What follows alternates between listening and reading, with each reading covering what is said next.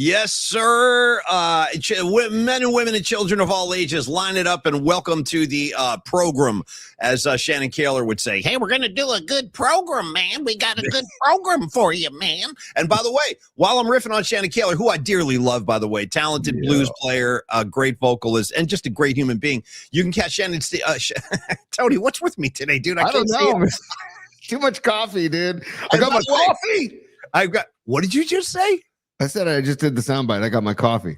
God damn it. Would you free the thumb drive already? What's your problem? Would I free the thumb drive? What are you waiting around for? Free the thumb drive, Tony. It's too much time spent up in Seattle. Seattle's got you distracted. I need you to free the thumb drive. By the way, I will at some point, but I got to tell you, I forgot about that cut. I got my coffee. Dude, that's one of my all-time favorites. But anyway, I'm kind of tongue-tied today, and I got to tell you, this is what I need today, dude. I'm in Seattle. Hey, by the way, a secret, everybody. The thumb drive is sitting on Paulie's desk right next to him. Dude, let me tell you what, as Frank Pantangeli said on Trial and Godfather 2, I don't know nothing about that. I don't know nothing about that. That was a long time ago. I said Michael Corleone did this, and Michael Corleone did that, but it was all lies. Yeah, just all lies. All right, anyway, Tony, I will free the thumb drive. But I got my coffee back. So I wanted to say that Shannon Kaler and the Stone Foxes are gigging tonight, kids, at the Chapel in San Francisco. It's a big musical kind of weekend set up for everybody because Tony's got a gig tonight. I got a gig tomorrow night. Kaler's gigging. And if you are in San Francisco, especially if you're in the Mission, walk right over to the Chapel and check out the Stone Foxes. I guarantee, as Mike Damone said, you won't regret it. Hey, Paulie, they're doing a Neil Young tribute tonight, by the way. Damn it. The Stone Foxes are doing Neil Young tribute at the Chapel. By the way, I got Gary Clark Jr. tonight at the Guild. You've got Dark Star Orchestra tomorrow night. And then, dude, Paulie, Saturday night, I got the father-daughter dance with me and Olivia.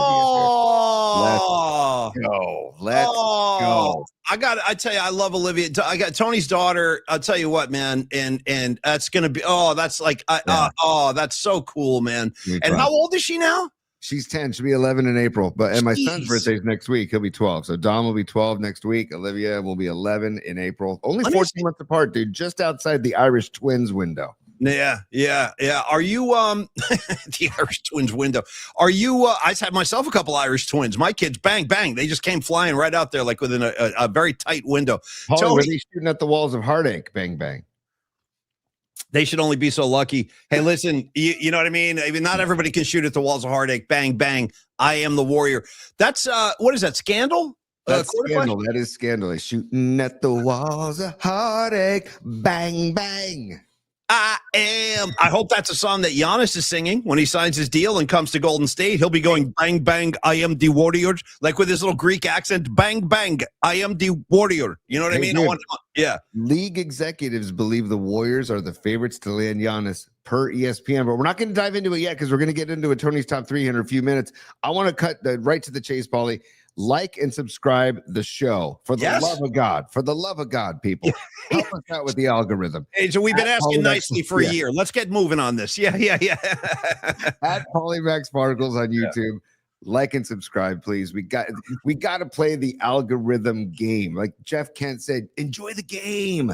Yeah. I don't really enjoy this algorithm game, but we got to play the game. I don't even like saying it. I don't even like saying algorithm. I'm opposed to it. Like philosophically, I'm opposed to algorithms. Can I set up the show real quick? Because we got a lot. Yeah. Set it up. You want some business time or no? You're good. I don't want business time. I just want to like do a quick kind of forecast for everybody because we actually do have a lot going on right now. So Scott Ostler from the San Francisco Chronicle will join us at about 12:30. Looking forward to talking to Scott. I think it'll be the first hit of his this year. We haven't had him on in a while, and we love Scott. And then I just got off the phone with Mark Cannizzaro of the New York Post. He is outraged, and he's a New York Post. I think you guys all know Mark. Great friend of ours, great friend of the Murph and Mac show for so many years, and he's just a great dude. Big Springsteen fan too. Cannizzaro loves Bruce, but he just wrote a piece in the New York Post. He's kind of outraged about the Bill Belichick snub. I think everybody is. If you love football, dude, by the way, Bill Belichick, 8 Super Bowls, more playoff wins than any coach in history. Yeah, you can't come in. Sorry, not enough. Not enough. All it does is tell me there's a bias out there. That's all it does. There's a huge bias. These sports writers, But anyway, we'll talk to Mark about that on Monday. Hey, Hall of Fame. Cut the crap, Paulie. Just cut the crap, okay? 100% cut the crap. And then Finish your intro, and then I got more cutting of the crap that needs to happen. Well, let's cut it. Get the blades ready, dude. Get the scissors out. I want to say also that Tony and I will be reporting live, doing the show from Radio Row as we get closer to the Super Bowl. That'll be next Thursday, Tony. And I think we're going to try to bring Dami Peralta with us as a third member. We're trying to get credentialed right now. It's hard. You got to jump through a lot of hoops, but we should be on location next Thursday from Radio Row, hoping to bring you guys some interesting guests. That'll be a lot of fun too, T. Heck yeah. Dashing Dan Ogden will be with us as well. And, Dashing Dan. Dan. Well, I used to call him Dangerous Dan, but Dashing is good too. Yeah, Dashing Dangerous Dan will be there with us. But Paulie, speaking of cut the crap, I told my uncle Paul Tonelli, cut the crap. So I'm trying to get Paul next Tuesday to give us a nice Super Bowl preview and a nice Niners season recap for a final Tonelli Tuesday next Tuesday. So Uncle Paul, cut the crap. And by the way, Uncle Paul cut the crap. I got to tell you this about Uncle Paul. He won't come on the show to talk football unless you really beg him. But he keeps sending me Allman Brothers stuff like it's going out of style. He just sent me another great Allman Brothers. He does this all the time, like Paul Tonelli with like no written message. He'll just be like, check this out. And he'll send me, and it was like Greg Allman with Boz Scaggs. He sent that to me the other day. So thank you for that, Paul. Come on the show and talk football with us. We miss you. Speaking of Paul Tonelli, there are two things. Well, first of all, today is Uncle Paul Tonelli's birthday. So no way. Happy birthday, Paul. That's great, man. Happy birthday. Happy birthday, Uncle Paul. Okay, Uncle Paulie. And then also, Paulie, we're going to get to it. We're going to give some love to Dr. Young here out of the gates in a minute or so. Yes. But yes, sir. But, yes, sir. But 31 years ago today, Paulie. 31 years ago today. Yeah. The last time the Niners hoisted the Lombardi. See, right there, I object already. I object like an attorney in a courtroom. 31 effing years, dude. That's too long. I'm sorry. I don't have all day here. You know, we're going to be dying soon. I mean, we're getting into that like geriatric, where we're getting close to the old age home. And I'm telling you right now, once they throw me in the assisted living facility, which is inevitable, you will find me in the wheelchair, blanket on my lap, headphones on, Black Sabbath albums just on repeat. I'll just be sitting there listening to Sabbath with my blanket on. But that's coming soon. But my point is, I don't have all day to wait for the Niners, dude. Bring me a ring. Chop effing chop. Yeah. Hey, Eddie D, how frustrated would you be if 31 years of Super Bowl drought? I wouldn't. 2-word answer. I wouldn't. Period. Thank you. Good night, everybody. Yeah. That should be a t-shirt with this Eddie D's face. We're big on t-shirts and bumper stickers. I want one right now. XL, please. XL. I wouldn't with Eddie D's grill. Face with just I wouldn't. I want to send them out to everybody in the PMP audience. I wouldn't, okay? And I wouldn't either. You know what I mean? I'm with Eddie D on this one. Yeah. Oh, yeah, man. What was it? Listen to a couple things I wrote down about this Super Bowl, Paulie. 49-26. The Niners whooped that ass, right? Dude, they were 18.5-point favorites in that Super Bowl. Yeah. Dude, you had Stan Humphries under center, dude. Yeah. Stan Humphries, okay? With the Chargers. Yeah. Humphries. Yeah. Humphries out there, buddy. He might be the only one. And this is at the formerly the Joe Robbie Stadium was the location for the Super Bowl. Right. That's right. You ready for the halftime show? Here was the halftime show. Okay, we got Bad Bunny this year. We had Bad in 31 years ago in Miami, Joe Robbie Stadium. Tony Bennett. Wow. Patti LaBelle. Wow. Arturo Sandoval. Damn. And the Miami Sound Machine. I have no recollection of that whatsoever. None. Do you remember that? Yeah, I do. I remember Bennett because my grandmother, Paul Tonelli's mom, my grandmother, Elsie Tonelli, huge Tony Bennett fan. So we were excited about the Tony Bennett halftime. Yeah, believe it or not, kids, there was a period of time when the halftime show was no big deal. It wasn't even a thing. It would just, they used to, I swear to God, like in the 70s when I was a kid, they would throw a marching band out there like that. Yeah. That was your halftime show. And I think when the Niners played their first Super Bowl in Pontiac, Michigan, same kind of thing. They had like the Michigan marching band or something. It didn't start to become like this starts. And by the way, I always maintain this whole halftime show, the controversies every year, basically whichever artist plays the halftime, you're signing up for your own execution. Like everybody who plays the halftime show gets crushed. Oh my God, that guy sucks. I hate her. Except for Prince, Paulie. I will never rip. Prince was phenomenal. Prince got away with it. He was one of the few. He made it through. And how can you knock that performance? It was amazing. The only other one I would maintain that was outstanding excellent. Maybe my personal all-time favorite was U2 right after 9/11. Like the first Super Bowl after 9/11, U2 played, and they were still really happening at that point. And they scrolled all the names of the deceased behind them while they were playing. It was very powerful.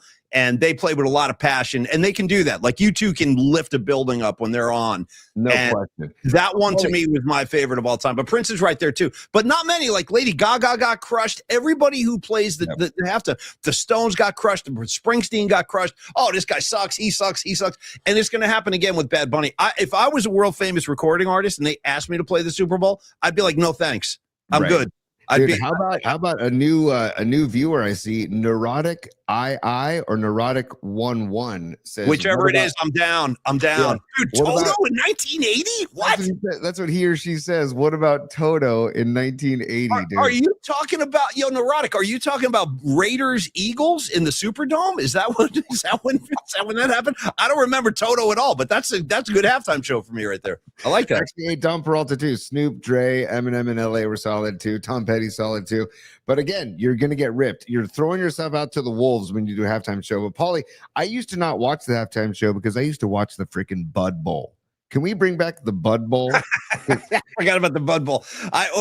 Or sometimes if you watch a Super Bowl over at Rod Brooks's house back in the 90s, you don't watch the game at all. You just grab a Nerf and start playing touch football in the street. That's what we did for the Giants Ravens, which is maybe the dullest Super Bowl of all time. The year I think was 2000. Ultra dull game. Kerry Collins, quarterback in the no thanks. I'm good. I don't need to watch that one. I can't tell you a single play from that game. Nothing. And that was also the day that Rod Brooks had the famous bowl of bacon sitting on the table as an appetizer. I'm like, this is a genius move, dude. Just a bowl of bacon. 97, dude. Yeah, the Bud Bowl, dude. Look at the announcers with the. That's me and you. That's me and you right there. Yeah, I'm the light because I'm always like I got to drink light beer, so I'll be the Bud Light. Yeah, the freaking Bud Bowl, dude. Oh, bring back the freaking Bud Bowl. That's all I got to say, Paulie. Actually, Tony, maybe what we could do to like kind of modernize it a little bit. Maybe we go up to Mendocino, we go up to Humboldt, and we have like a Buds Bowl. You know what I mean? Like we have a couple of buds with helmets on, just smashing into each other, stuff like that. You know what, buddy? If some of these companies that bring the earth to you get big enough and have enough dough to pay for a Bud Bowl halftime show, that would be amazing. I'll tell you this right now. There's a really good delivery service. Not that I know anything about this, but there's a really good delivery service up here in Marin. They're called Nice Guy. I swear to God, they're called Nice Guy Delivery. Nice Guy. And I may or may not have placed a few orders with them, and they come right to your door. It's dude, if you would have told me when I was like 21, 22 years old, hey, Paulie Mac, someday there's going to be a delivery service coming to your door with a variety of cannabis treats, I would have been like, you're out of your freaking mind. That day is upon us, folks. I live that lifestyle. Yeah. Well, literally, when we watched Half Baked years ago, we thought, man, this is crazy. What an idea, and now that it's actually come to fruition. And what was it? Mr. Happy? Was the company Mr. Happy? I think it was, or I think the company that ironically, it was actually in Half Baked. It was called Mr. Nice Guy. Mr. Nice Guy. Okay. Maybe Nice Guys is a little tip of the cap to Half Baked. I think you're right. I think you're probably right. It's a delivery. Yeah, because who's not a fan of Half Baked? It's one of the all-time greats. Nice. Give me an Escobar Cheek Super, and then we're going right to Dr. Young. Yeah, stand by. Okay. Yeah. It's business time. Okay, we got Escobar checking in. What's up, Escobar? He says, Paulie, that Ravens Bowl had that deep pass to Brandon Stokely. Escobar, check this out, man. I don't remember it. I didn't see it because Tony and I were outside playing football at 24th and Clement. We were playing on 24th Avenue in the street. You know what I mean? We were just playing Nerf, and so I don't remember the play to Stokely. Sorry, Escobar, but thank you, bro. Thank you, man. And hold on, and then here we go. Stand by. It's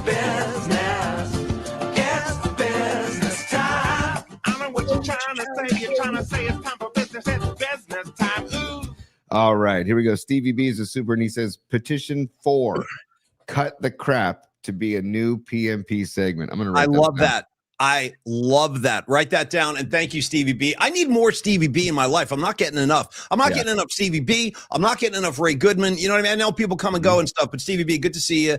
And I actually love that idea. Cut the crap is a great idea for a segment, Tony. Anything we're disgusted with, we do it on a cut the crap segment. I like 100%. So here you go. Let's just, I'm going to get us right into the mouth, Paulie. We're in the mouth. Okay. Perfect. This is where I belong. Right in the mouth. Yeah. By the way, just stay tuned. We have Scott Ostler, SF Chronicle legend Scott Ostler coming on at the bottom of the hour. So stick around later on in the show. I might have to recommend Scott Ostler stop by Dr. Young's offices because he'll do great work for Scott too. Although I think Scott's in the East Bay, but it's worth the trip. Hop on over the bridge and go to Scott, or excuse me, go to Dr. Young, and believe me, you will see why we love this guy so much. First of all, phenomenal human being. I didn't even tell you this, Tony. I had a nice back and forth with Dr. Young on Monday. In fact, it continued into yesterday too. He's just such a nice guy. He goes, this is what he said to me yesterday. I'll just share this with you on the show because it was so nice. He goes, Paulie Mac, because we had to do some tax stuff for the show. And he goes, Paulie, I just want to say I'm very excited to be on board for year 2 of PMP. And I was like, dude, thank you. I mean, I just love Doc. All these guys, we are the luckiest SOBs, or maybe the most fortunate SOBs in terms of gathering all these sponsors that we have. And the list is growing. Like the sponsor family has been growing. I know you guys have seen that. We'll do a new Tom Stack ad later on in the show today. He's one of our new sponsors. But Dr. Young is just a great, great dude. And he's still licking his wounds, dude, as a Buffalo Bill fan. The poor guy.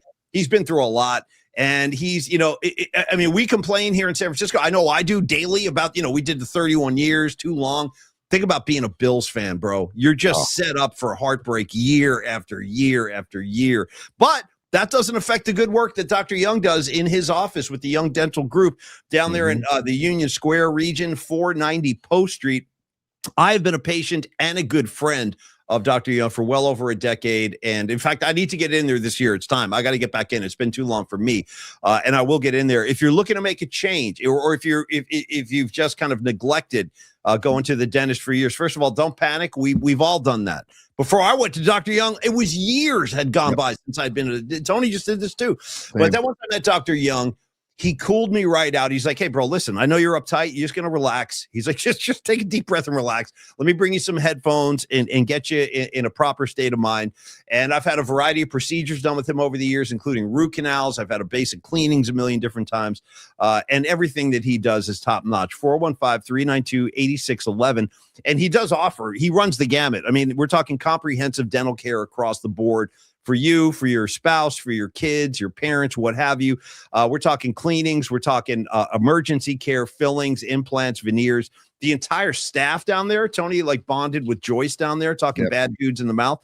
They're all cool people, which doesn't surprise me because Dr. Young is not going to surround himself with the wrong kind of crew and the wrong kind of vibe. He's got great people around him. And again, he specializes in implant surgery and implant restoration. So if you need to, do some of that kind of work in your mouth, this is the guy. He's the best in the country. You're going to definitely want to have that procedure with Dr. Young, as he is the president of the American Academy of Implant Dentistry, accepts pretty much all of the major insurance companies. So I seriously doubt you'll have any problems with your coverage. And if you need to, like I said earlier, when open enrollment comes, and I know it was just a couple of months ago, when it's time to make a switch, this is your guy. Your long search is over. Dr. Young, the official dental office of the Polymac Particle Show. And we thank him for all of the great work and just all the great vibes that he gives us, T. I know Escobar Cheeks III just went there on a Saturday and saw Dr. Young, and way to use the Saturday hours, Escobar. Good job. Both of my kids, my wife Megan and myself, all very, very happy clients of Dr. Young, I should say.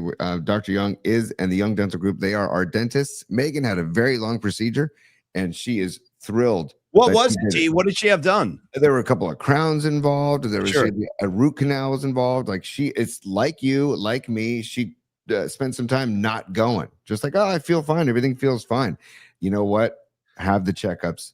Get yourself in there. Make sure you floss. We're talking about the American Association of Implant Dentistry president here. So correct. This guy speaks across the country because he knows what he's talking about, and he was voted as the president. So We trust him. You should trust him too. And he makes the experience great. He'll put the headphones on you. He'll ask you what you want to listen to. I selected Jack Johnson. Paulie, what'd you do? Stones? I'm a big Stones guy for whatever the reason. There's something about Jagger. I need Jagger when I'm in the chair. Fine, you know what I mean? fine. I don't know why. I'm like, give me a Paint of Black. Give me a Midnight Rambler just to calm my nerves, you know? It's so funny. To calm my nerves, I said, take me to the islands with Jack Johnson, because I know he lives over there. And it's just the calming, soothing voice of Jack Johnson and strumming the acoustic axe. So anyways, you have that option too. So the Young Gentle Group opens 6 days a week till 7 p.m. on weekdays, 8 a.m. to 4 p.m. on Saturdays. 415-392-8611, 415-392-8611, or email them. They respond quickly to email, info@youngdentalsf.com. Hey, thank you, Tony. And thank you so much, Dr. Young. We seriously do love you and appreciate you very much. Tony, here's what we're going to do. We are going to unfurl this we've been dragging it around all week like an appendage. And we got to do Tony's top three for the love of God. And then I'm just starting to go ahead. I see you got some. Yeah, I was going to throw the top three open. So let me know when you're ready for the open. I'm going to jump to it.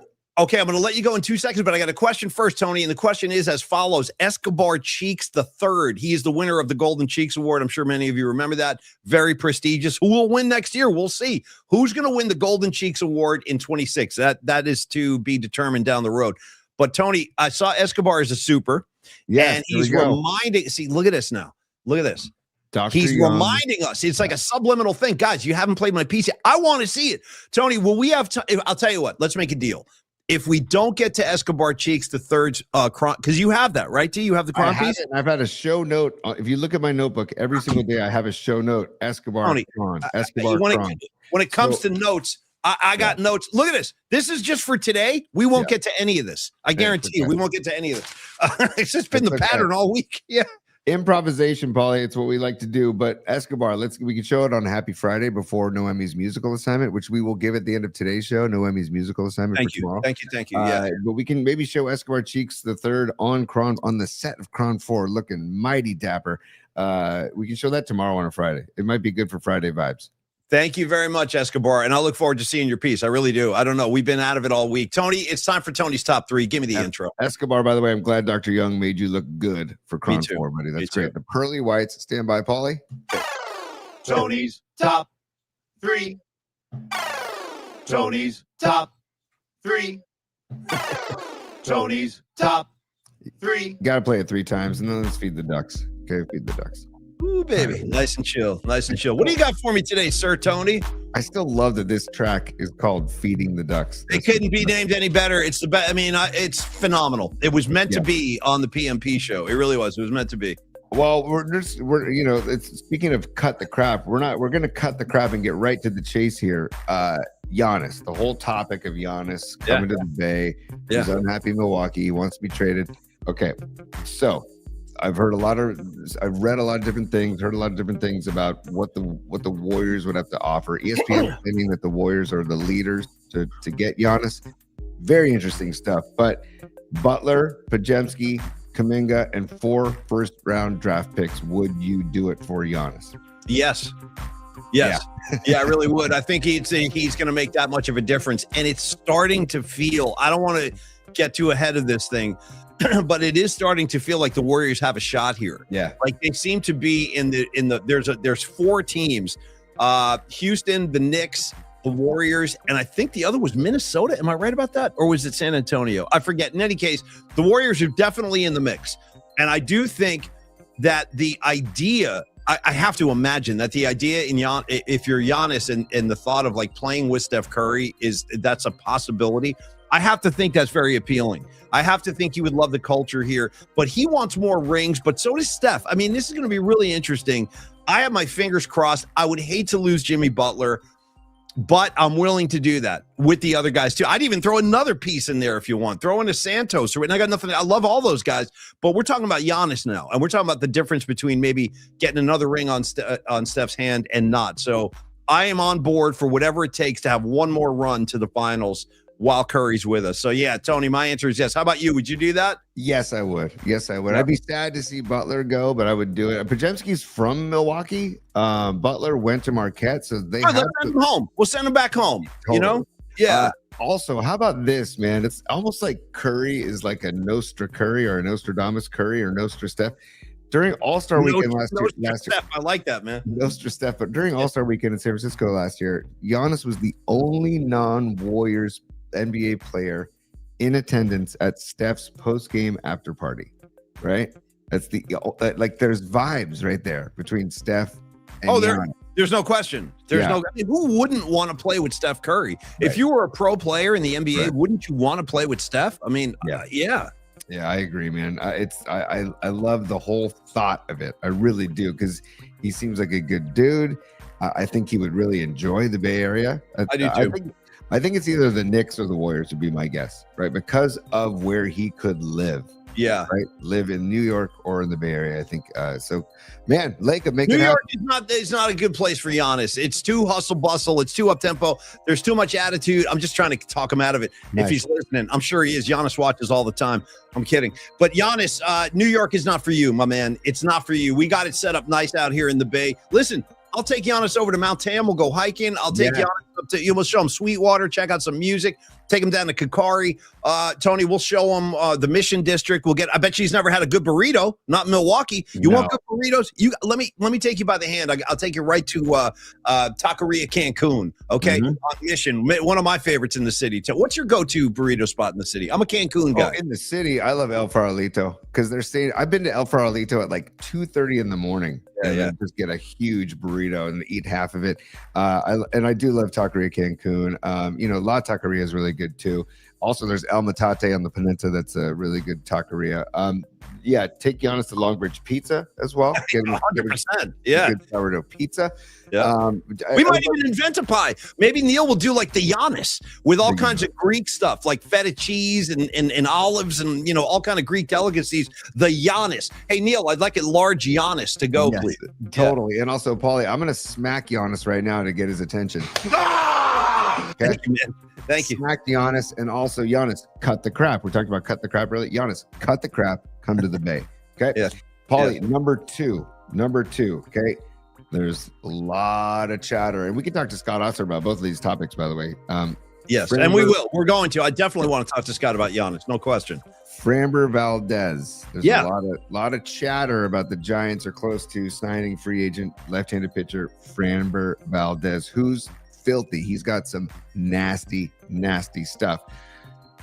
I'll ask you if you want him, and then I want to show you something and see if that changes your mind. So out of the gates, would you want Valdez on the bump for the Giants? Yeah, I'll say yes. I'll just keep it nice and easy. Sure. Okay.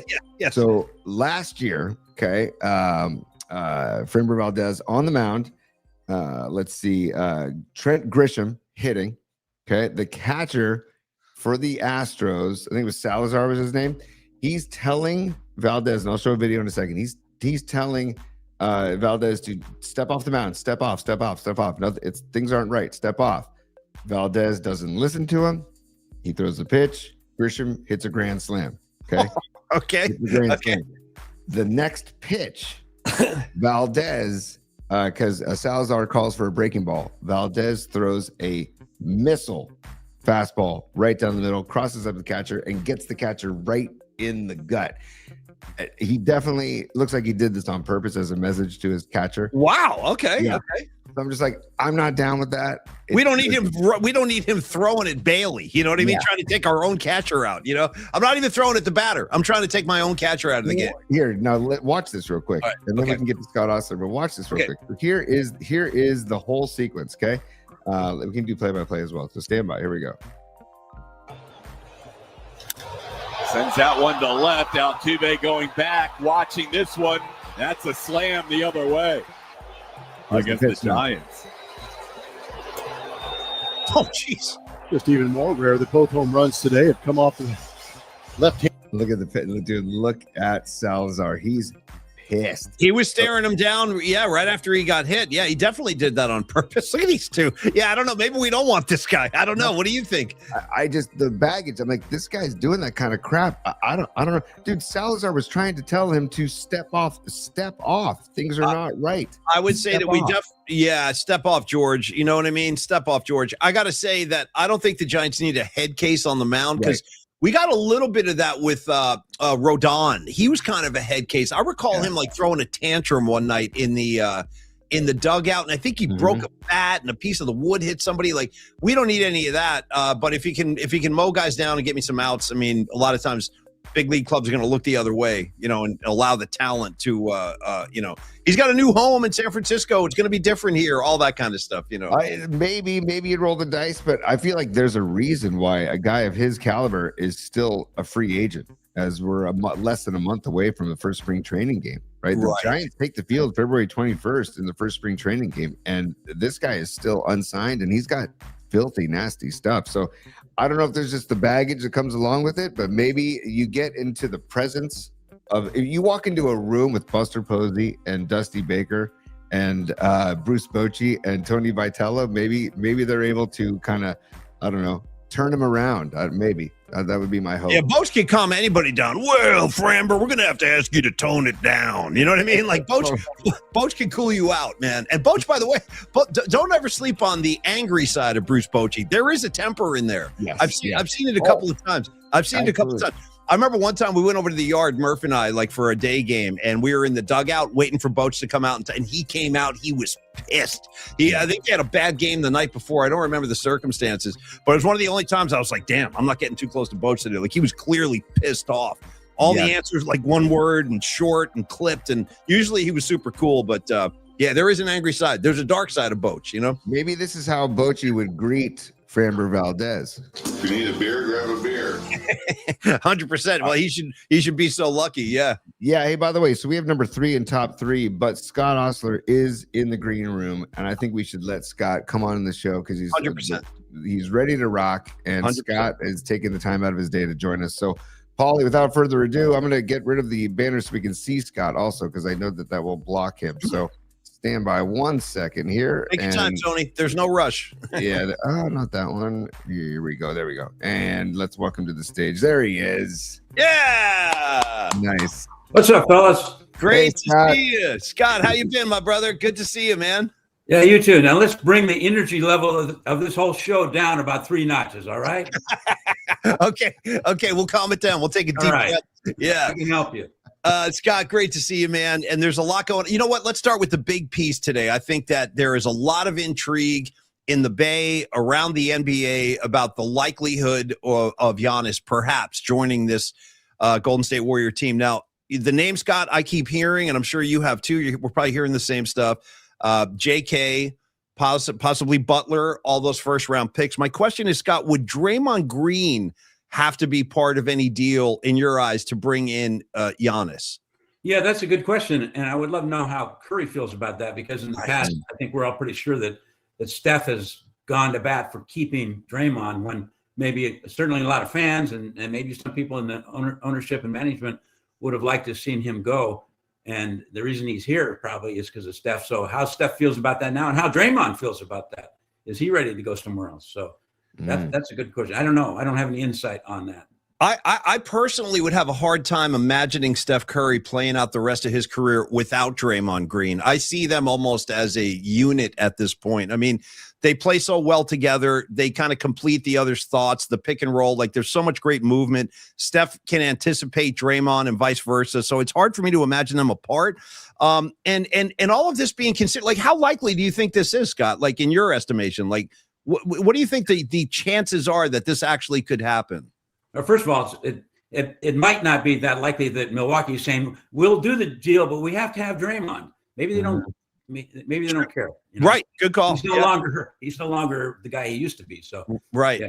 But how likely? Let's put it like a 23% chance on it, which isn't bad. Yeah. They're definitely in the mix. And as you said, Paulie, there's going to be some salesmanship required here. Yeah. And it's not like Steph has to sell himself, but because Giannis, everybody would love to play with Steph, like you said, but Giannis has to be realistic, and he'd love to play with Steph. But is that enough? Would it be better to play with Oklahoma, for instance, or somebody like that's super loaded? So you know what they need? They need Jerry West to bring in and close it. You remember when they were going after Durant? Totally. And all the guys, all the fellas went to the Hamptons, and they helped recruit Durant, and so he signed on. And that night, Jerry West wasn't in the party, but that night he called Durant.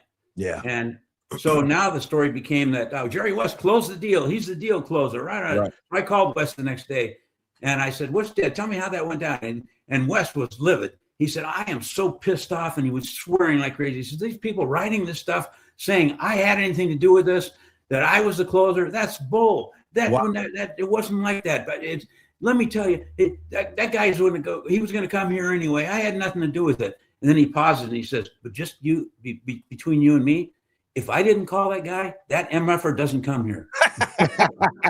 That's great. That's great, man. Yeah. So, but Jerry's not around, and so it would have to be Steph. But I think your burritos might help a little bit. You guys, Yeah.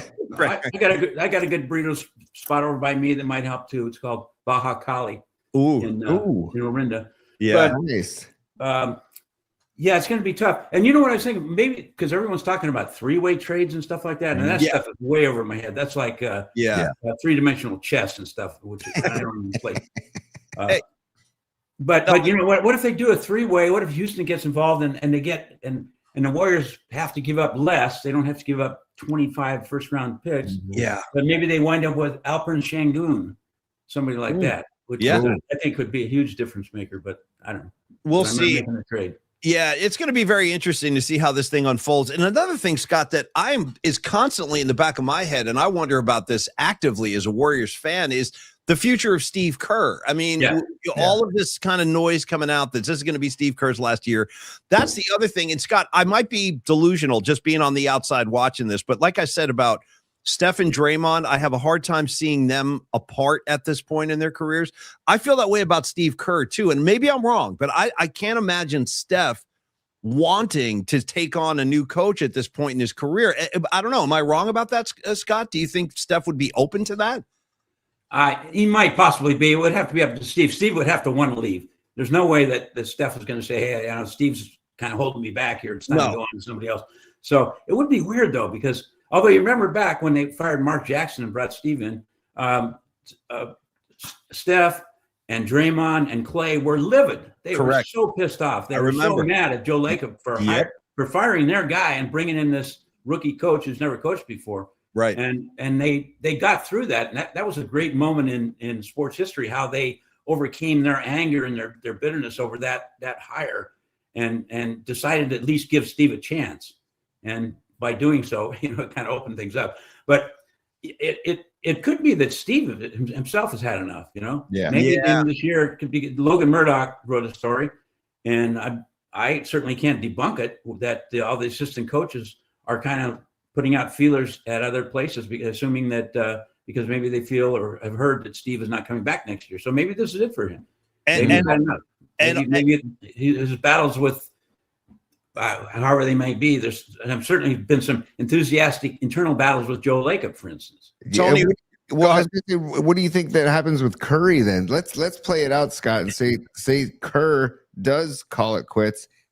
Then what happens to Curry is the big question. I mean, is Curry going to play for a whole new coach and a whole new program? And I mean, that would be very interesting to see what's happening. And that would certainly be up to him. That would be his call, because if he wanted to stay here, I can't see any way Lacob would say, we don't want you anymore. So right.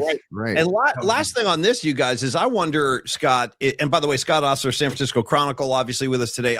I wonder if this would affect Giannis's decision-making about coming to Golden State. Like maybe there's a part of Giannis that says, hey, listen, I don't know if I want to be in Golden State if I'm only going to get coached by Steve Kerr for 6 months and then he's gone.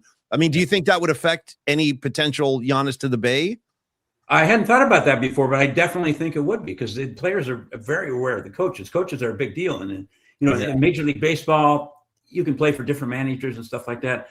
But in basketball, man, the coaches make a difference. And Kerr, I think, has a really good reputation as being a player's coach and being a sensitive, caring, smart guy, really intelligent, puts a good crew around him. So I'm sure Giannis is greatly aware of that. And I think that would definitely be a factor. Giannis would definitely want to be, before he committed to the Warriors, he would definitely want to know what their plans are for a coach. If Steve's going to stay around, and if not, who you got? Yeah. That's why I brought that up. And Scott, from the Golden State Warriors intrigue, to the other huge story, national story, global story here in the Bay. The Super Bowl is coming to town. First of all, are you going down, Scott? Are you going to go to the game? Yeah, I'll be at the game. Yeah. How do you feel about the matchup and everything? How are you feeling about the whole story with the Pats? They're back now, and here comes Seattle. Seattle looked awfully good. How are you feeling about the game, Scott? I think it'd be a really good game. I'm kind of super interested in it. Obviously, probably like you guys, I lost a lot of interest when the 49ers dropped out of the thing. Yeah. Obviously they were a long shot to get there, but so it's not nearly as much fun. It'll be just kind of another day at work, which isn't bad, but it's a good matchup. Drake May is a really good story. The Patriots are a good story coming back from it turns out they weren't like the Chicago Bulls where they had to wait 30 years after losing their superstar to come back and be relevant and everything. So that's pretty cool. And Drake May seems like a good guy, and he's what, number 2 in the MVP voting probably. So that's good. Seattle is good because they're so solid. And the beat down they put on the 49ers, the scores weren't, especially the first score, 13-3, was not that dramatic, but that was a double back-to-back comprehensive beatdown to me. And, and the 49ers obviously were compromised physically and all that stuff, but they were on a pretty good roll. Yeah. Before they were running into Seattle, and Seattle just took it to them, and that looks like a team that's ready to me. I love the coaching matchup of the Super Bowl, Scott, with Mike McDonald, formerly of Baltimore, the defensive coordinator, and then Vrabel in his first year in New England. I mean, they were 3-14 last year. What an incredible turnaround. And obviously Vrabel's got these guys buying in. I also like that last week it seemed like McVay might have made a gaffe in their second to last possession and kind of like going for the touchdown instead of going for the first down in the red zone. Yeah. And then it also Sean Payton, maybe a couple of questionable play calls. I thought it was interesting that the veteran coaches were making the gaffes and the young coaches were the ones that made the right calls and are in the Super Bowl. Yeah. It's really fun to see. Oh, I think some of that is pure chance. For instance, everybody's ripping the guy for not going for the field goal. I still think it was a good call. Yeah. Okay. What was they need a yard. They got it. You should be able to get a yard. So, you should be able to get a yard, especially if he makes it, he's a genius. So right. I don't second guess that call at all. Yeah. I mean, I also think Tony Romo didn't like it, but Tony's smarter than me, I think. But with the tush push being legal, although I wish it weren't or wasn't, maybe they should have just gone with the tush push or something, especially with the snow on the ground and everything. I know, right? Yeah. Hey, Scott. At least we're getting sun, man. People would be dying of heat stroke down there at Levi's, man. It'd be like 70 degrees. What's Yeah. There'll be nobody in the West Side stands. They'll all be under the. If the Niners were in the Super Bowl, would they wear their white jerseys again because it was too hot? Because that's funny. That's pretty good. Yeah. And I also wonder about actually, let me rephrase this. So, Scott, using your journalistic instincts here, do you think the electrical substation story that's kind of become a big story even nationally? People are talking about this. I guess it's a two-part question. One, do you think that people will still be talking about this next year? Like, I guess in other words, Scott, does this story have legs in your mind? I'm working on something right now as we speak. Okay, cool. Breaking that. Yes, the answer is yes, it definitely will. And the reason is not because one guy who maybe knows what he's talking about, maybe doesn't, the guy that kind of set this off and had the viral thing on Twitter that got 20 million views or something like that. So that's a lot, and that kind of got people talking. But apparently there's been talk in the background before, and I thought it was meaningful that Christian McCaffrey last year apparently reached out to a neuroscientist or whatever the guy is to ask him if there's anything to this. This, of course, predates this latest furor. Wow. So Christian McCaffrey, if he's asking about it, and he's worried about it, and some of the other players, and Christian is kind of a leader in the clubhouse and in the fitness and that kind of stuff, Yeah. If he says something like that, the other guys pay attention because he's like a guru in this kind of stuff. And so it's not going away because it's out there now. And players, these guys are not all scientists, right? And they talk and people say, wow, maybe there's something to that. And there is no way that this goes away. There's no way this doesn't become a factor. And I think the 49ers, sorry for them, through no fault of their own, apparently, are in a really bad spot because if they just leave things as they are, even if they bring in an expert that says, oh, no, everything's cool, this is all bull crap. Even if they do that, the players are still going to believe there's something. And I don't see any solution for the 49ers other than to move their practice fields to another part of the acreage and all this stuff. So they're in a tough spot. And I've talked to scientists. I've talked to people who this is not flying saucers and stuff. This is real. Right. Yeah. There are legitimate hardcore scientists who for decades have been studying this, and there have been no hard absolute conclusions either one way or the other. If anybody tells you there's no way this is all just tinfoil hat stuff, they don't know what they're talking about, because there is some substance to electromagnetic fields having an effect on the human body. We just don't know what they are and how much, and nobody's ever studied it really before in terms of whether it might cause injury. They've studied cancers and stuff like that, but this is a whole new field. So sorry for it, it ain't going away, man. Story's here to stay. I think we can all agree that if the substation wasn't there, it would be better than having the substation there, right? Yeah. And I don't know. It's probably a big deal to move a substation. I don't know. I haven't done this. That was going to be my question, Scott. I don't know if you've come across this as you're doing a story on it. Didn't they move the substation years ago from one area down? I heard that too. I'm still trying to find that out. When they built Levi's, I think they did do some relocation, whether they moved it a few feet or from a block away. I don't know. I'm trying to and I think they renovated. I read that they renovated it too. Or I don't know about renovate. I don't know how you renovate a substation. Upgraded it. Yeah, right. Yeah, you upgraded whatever. I feel like once, like you said, Scott, once the players started talking about this, then everybody had to pay attention, especially the 49ers front office. And guys, here's how the players are. I don't know if Christian does this, but I think some football players, and I know this is a big thing in baseball, is grounding. You guys ever heard of that? No. It's the belief that if you walk barefoot on soil or grass, for instance, what it does, it allows the magnetism from the earth to come up through your body, and it kind of reorganizes and re-energizes you and kind of sets straight your own personal magnetic field. And you'll see guys in baseball before games, you look out there, you get there early when guys are just doing the early stuff. Yeah. And there'll be coaches and players walking around the perimeter of the outfield barefoot. Oh, I like that. And that's what they're doing. They're grounding themselves. Nice. And so this is not just a few people. So guys in sports, this is somewhat related to the 49ers situation, roughly. Sure.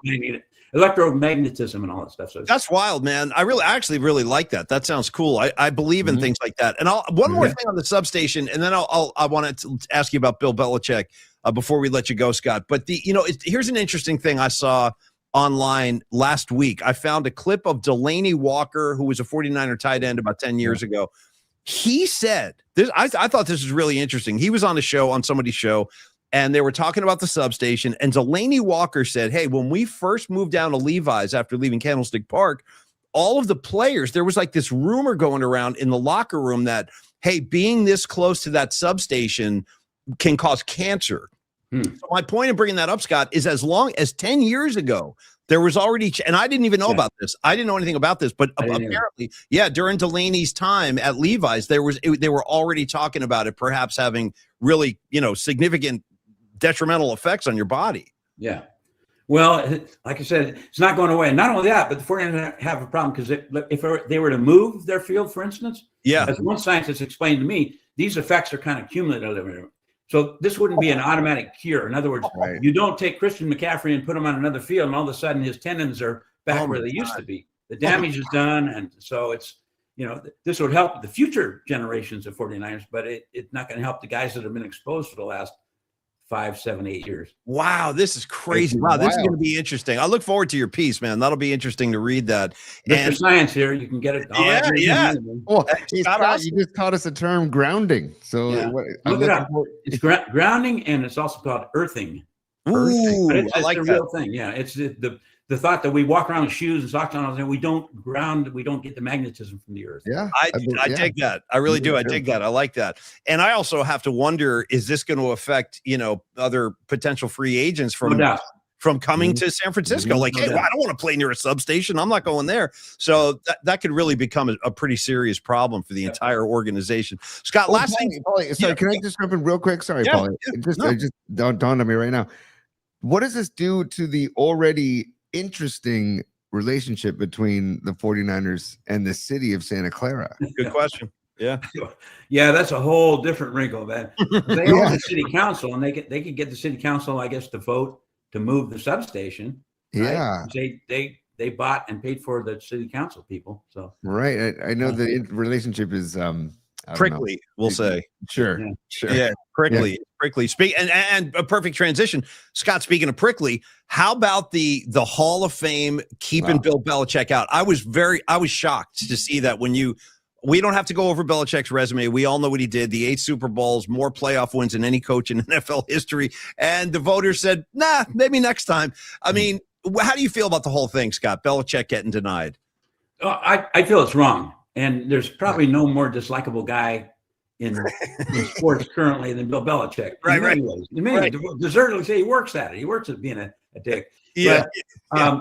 But I've always had this thing, like the same thing with Barry Bonds when he didn't get in the Hall of Fame. So many people wrote to me and said, you didn't vote for him just because he was mean to you. And I said, no, I actually did vote for him, despite the fact that he was mean to me and was a jerk and all that stuff. I'm able to, and I think most sports writers and stuff are able to kind of distance themselves from that. But yet in this case, it seems like maybe, it's a vote. The voting for the Football Hall of Fame is a small group of writers, and it's done very secretively, as opposed to the Baseball Hall of Fame, which is very wide open and the votes are announced and everything. So we may never know who or why this vote came down, but it just seems wrong. What do you have to do to get in the Hall of Fame? And if we're not voting on guys because they're jerks, or we do vote them because they're nice to us, like Big Papi or something like that, it's just. That's just so wrong. It's not a personality contest. Belichick, that said, man, there's nobody that worked harder at being a jerk than he did. No, he was. He didn't, like people compare him to Greg Popovich, for instance. And Popovich could be really tough and mean-spirited and just off the wall, mean to guys at times. And other times he was really nice and helpful, and I always got along with him. But with Belichick, it's just wall to wall. I interviewed him a couple times after his round at. When he would play at Pebble Beach in the program in there, and he would begrudgingly talk because he was sort of contractually obligated to, but it was never very friendly. It was always where does that come from? Why do we need that? But that said, that dude should be in the Hall of Fame, man. Come on. Yeah. And that's a great call, Scott, because all those years Murph and I went down to Pebble Beach, it was always so disappointing when you would come across somebody who was just being a dick for no reason. Because if you're acting that way at Pebble Beach, you're missing the entire point of the whole weekend. It's supposed to be about good vibes, having a good time, being friendly. Because believe me, Scott, we encountered a bunch of people like that at Pebble Beach. So I know, in fact, Murph, I don't want to get into this right now, but Murph had a bad run-in with Bill Murray one year, like a really bad run-in with Bill Murray. And same kind of thing, like Bill Murray, we all love this guy's comedy. Turns out Neil Young, our buddy Neil Young, he played 1 year. Yeah. And I had a little run-in with him, and he told Murphy, he said, your buddy Ostler, he's a dick, man. He's an asshole. But Neil played 1 year, and then Clint Eastwood booted him out, literally. Yeah. So you can't come back because he wouldn't cooperate with media, and he also wouldn't play the volunteers to him. That's right. Yeah, that's Neil wouldn't get up and play with his acoustic guitar and play one song. And said, adios. Yeah, no, very disappointing. Very disappointing. And then last thing, Scott, is again, just final thing on Belichick. And I heard this morning and I jotted this note down. Now, these are all great coaches. I'm not arguing that. Obviously, Chuck Noll, Tom Landry, and Don Shula, all Hall of Fame coaches, and all were first ballot. So when I look at those guys, and I remember, I'm old enough to have seen all those guys coach, and I remember their teams, and they're all Hall of Famers. But how can you tell me that Chuck Noll, Tom Landry, Don Shula belong in on the first ballot, but Bill Belichick doesn't? Like, in a football sense, it just doesn't make sense. Yeah, this is the first time where I've seriously questioned the group of people that voted for the Hall of Fame. Because, if let's say an offensive tackle that you like doesn't get in, it's hard. There's debatable things with wide receivers and even quarterbacks. But the coaching thing is so obvious. You win or you lose, man. And if you do it over a million years, highly successfully, it wasn't all Tom Brady any more than the 49ers were all Joe Montana. So right. It's sad, man. Yeah, it really is. Hey, Scott. I'll get together with Bill Belichick. Maybe he'll buy me a drink and we'll commiserate. Yeah, well, that's if you can get past his girlfriend, the guard dog. Yeah. That's another thing. I know some people, and there was this other attractive woman, and all these writers are trying to get Bill to talk and all that stuff. And this attractive woman saying, hey, coach. And he just smiled and dropped his club and walked over to chat and all that stuff. So that's the key, man. That's the key. Yeah. Hey, final thoughts, Tony. Go for it, man. Well, I was just gonna say, when I worked with Ralph and Tom at Razor Mr. T, we had Barry Bonds on once a week. To your point, Scott. Scott's already laughing. Scott just started laughing when you said Barry Bonds. Yeah. Yeah, he went out of his way to just be a dick, and it was like, okay, all right. No, when he first came to town, they had a press conference with about 5 or 6 of us, like columnists and stuff. Hey, come down and meet Barry Bonds. Okay, we'd heard about him and we knew about it. His quirks and all that stuff, but we sat in a room with him. We're all kind of chatting. It's going to be a friendly thing, and I walked away saying, "What a dick!" Wow. yeah, totally. Oh man! Hey, one last question for Scott. Do you ever think the Niners would come back to San Francisco? Yeah, I think it's possible. Okay. Yeah, nice. Yeah, because it's weird because it seems like they just built Levi's, but it's been a few years now, and these arenas and stuff have such a short shelf life now. But I can see Levi's being phased out, and they have the heat problems there, and now the electromagnetic problems, and just things change. And I could see that happening. Yeah, that would be really cool. Yeah. That would make me happy. Yeah, Paul, you need to keep the substation story going to get them out of Santa Clara. Then, that's going to be the name of the next song I write, Scott. It's going to be called the Substation Blues. And I like it. Yeah, and you're going to let me know, Paulie, where you're playing. You're going to give me your.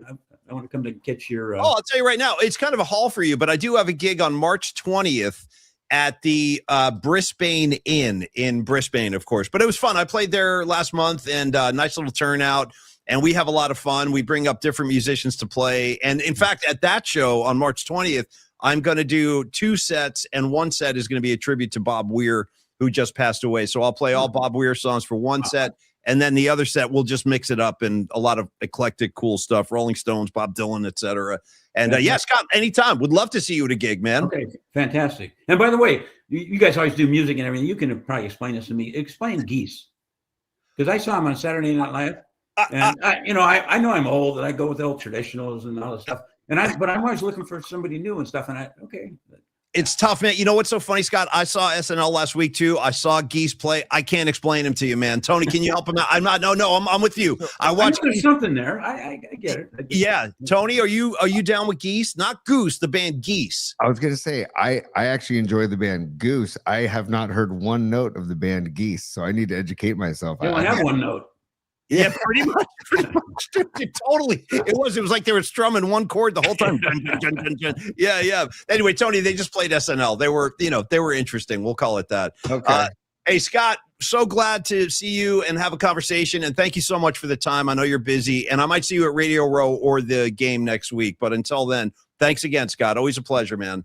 All right, Tony and Paulie, keep on rocking in the free world, guys. You too, brother. You too, Scott. Thank man. You, Scott. Be well, man. That's Scott Ostler, everybody. San Francisco Chronicle, and obviously just one of my favorite guys. And I always do this, and he probably doesn't like it when I do this, but I got to tell you, just a reminder, that man covered the Showtime Lakers in Los Angeles. I mean, that to me is like, I mean, I'm not a sports writer, never thought about being a sports writer, but I have to imagine what a great assignment that must have been. Going out to the LA Forum every night, Kareem, Worthy, Magic, Riley in their prime. Must have been a hell of a time down there, man. We are so lucky to have him here in the San Francisco Bay Area, and for years and years and years. And I really do look forward to that story he's doing on the substation. Dude, me too. I had no idea. I had no idea he was working on a piece. If Scott Ostler is giving it time and giving it attention, we should all give it time and attention, because he's one of the smartest dudes I've ever read. Dude, Deep Shots and Bon, what is it? And Bon Mott's, yeah. Bon Mott's, Cheap Shots, Deep Thoughts, and Bon Mott's. Yeah. He's the greatest, man. Scott, and he's such a cool dude. I just think how cool he is too. And finally, Tony, talking about giving people time and attention that they deserve. Tom Stack at Coldwell Banker Realty. Anybody? Nice, dude. It's time. Nice. It's time. Very well done. We do have to pick it up a little bit, because now that we're adding sponsors, we got to make sure that we honor all of our dear sponsors. I'm going to talk about Tom Stack right now. He's our new. Well, hey, Paulie, cut the crap. get to Tom Stack, please. Let's go. Thank you very much. I will. I love when I get threatened. I told you, when Tony's abusive with me, you're going to get the best results out of me. I don't know what it is. I respond to that. Like Bobby Knight. Like I would have been a good player for Bobby Knight, because when I'm getting yelled at, I usually perform well. Okay. Thank you, Tony. Yes. Tom Stack is our second to most recent new sponsor, because I don't want to leave out Dan from NorCal. We just added him last night, and we'll introduce Dan's first official commercial tomorrow. And yeah, Regs, Rex distracted me. Just dropped a Goose Gossage on the board. Nice. I like Goose Gossage. Yeah, Tony, you believe this, dude? There's a band called Geese. Like that would be like if I said, "Hey, Tony, I'm starting a new band." You're like, "Oh, cool. What's the name?" And I would say, "Fishes." The name of my band is Fishes. Yeah. Yeah. I don't get it. I actually thought at first Scott was misspeaking. No, there's a band Geese. There's a real band called Geese. Yeah. Okay. Okay. I like that. Okay, you guys go nuts. I don't know. I'll look them up. I saw that they're from Brooklyn. Okay. See, that's a problem right there. There you go. That's the first problem. Let me tell you what's going on with Brooklyn these days. Brooklyn has, and not that I'm not an expert, but I do know enough about that area that I can tell you Brooklyn was once like feared territory. Like you did not go. We never went to Brooklyn. Are you kidding me? When I was living back there, we would never go to Brooklyn. It's kind of scary. East New York, you had Flatbush, you had Red Hook. Those were very tough neighborhoods. Now they're all yuppified. We're talking like $9 cups of coffee and scooters, the whole bit. Tony, you would like it actually. I'm kidding. You throw scooters in the mix. You got scooters going on. You got guys drinking lattes. All right. Anyway, Tom Stack with Coldwell Banker Realty. Tom has been a very good friend of mine for a long time, and it's funny. Tony actually kind of grew up with Tom Stack because Tony's uncle Tonelli went to high school with Tom Stack, SI boys. By the way, who won SI SH the other night? Who won the game? No, it was SI Reardon the other night. I put it in bookmarks. It went down to a buzzer beater. Great vibe. That a sold out USF Sobrato Pavilion at the Hilltop. Sold Were you there? Out. No, my parents were, but nice. And my brother-in-law, of course, and my niece was there. She's a junior there. Nice. At where? At SI, and I have 2 nieces there right now. So I have 3 nieces there right now. Sorry. But they were all there. And Reardon is, they stack their team and they're really good. And but SI is playing pretty well this year too. And it went down to the buzzer beater, man. The guy from Reardon who's going to USF next year hit an incredible shot at the buzzer. Maybe we'll show it at the end of the show, because the vibes, the great high school environment. It was really cool. But Reardon won the game at the buzzer. Well, here's what we'll do, Tony. How about this for a game plan as we get into the home stretch? We'll finish our piece for Tom Stack. We'll come back right after Tom, and then we'll finish your top 3. Okay. Then I want to do a Los. Let's not forget Carlos De La Fuente, of course, and Flex Funding. We're going to give Los. Give us the Los. I need it today. I'm going to want that today. Give me the Los today, and we'll do Los, and then we can watch the highlight, and then we can take our lunch break. But anyway, Tom Stack, I've known him forever. Tony's known him forever. I met him through the Grateful Dead circles, because Tom actually used to work for the Dead, and he invented and created that whole line of merchandising known as Club Dead. If you remember that stuff, it was based on Club Med and a lot of funny imagery, great T-shirts and posts. That was all Tom Stack. If you're a Deadhead and you had that stuff back in the day, this is the guy who invented that stuff. Tom is a massive music lover, dude. He's not a musician, but he is. In fact, I'm going to see Dark Star Orchestra with him tomorrow night. I'll be at the gig with Tom Stack, getting our Grateful Dead on. And Tom is really like, you met him on the show last week, and we'll have him on again down the road. But he's a people person. He's like a relational agent, as he calls himself, because he's very interested in your story. He's interested in who you are, what your family's like. And then once he gets a feel for like the people involved in the deal, I think he has a much easier time like getting the right property. He'll say like, this is right for you and your circumstances, or this is right for you and your family.